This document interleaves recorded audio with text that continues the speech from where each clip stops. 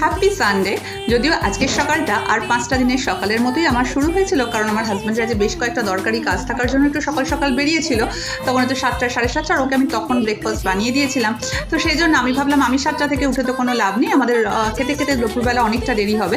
তো সেই জন্য আমি একটু বসে বসে ভাবছিলাম ল্যাপটপে বসে আমার নিজের কয়েকটা কাজ সারি। আজ আমার ছেলে যখন দেখেছে তার মামা উঠে পড়েছে, ও ভেবেছে হয়তো আর 5টা দিনের মতোই আজকে। তো ও উঠে পড়ে আমার পাশে বসলো তার বই ঠই নিয়ে। বেশ ভালোই লাগলো, ও দেখলো আমিও কাজ করছি, ওর পড়াটা হয়ে গেল।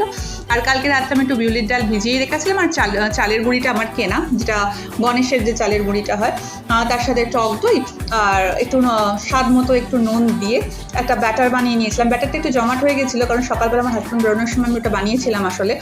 তো তারপর এটা আমি আমাদের খাবার মতো একটু করে নিলাম। আমার কাছে অ্যাকচুয়ালি ইডলি মেকারটা না একটু গন্ডগোল হচ্ছে, তো সেই জন্য আজকে আমি ফ্রাইং প্যানেই করছিলাম। এবং এটাও খেতে কিন্তু ভীষণ ভালো হয়, তোমরা কিন্তু খেতে পারো, খুব ভালো খাবার একটা।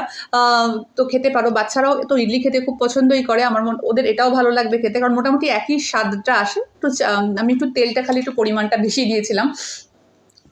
তো এটা খেতে খুব ভালো হয়। আজকে আমাদের সকালটা ঠিক এইভাবেই কাটছিল, ভীষণ ভালো একটা ব্রেকফাস্ট, তার সঙ্গে মা ছেলে মিলে কিছুক্ষণ সময় কাটানো, তারপর আমার হাজব্যান্ড হয়তো চলে আসবে একটু তাড়াতাড়ি। তো এইভাবেই সকাল কাটলো। তোমাদের সানডে কার কেমন কাটছে অবশ্যই জানিও, কারণ কী বলো তো, সানডে মানেই হয়তো একদিন একটু ব্যতিক্রমিত হয়েই যায়, কারণ আমাদের তো নিজেদের কিছু কাজও করতে হবে, তার সঙ্গে আমাদের নিজেদের কিছু কাজ বেশ পেন্ডিং হচ্ছে। এখন একটু বসে নিজের মতো সময় কাটাবো।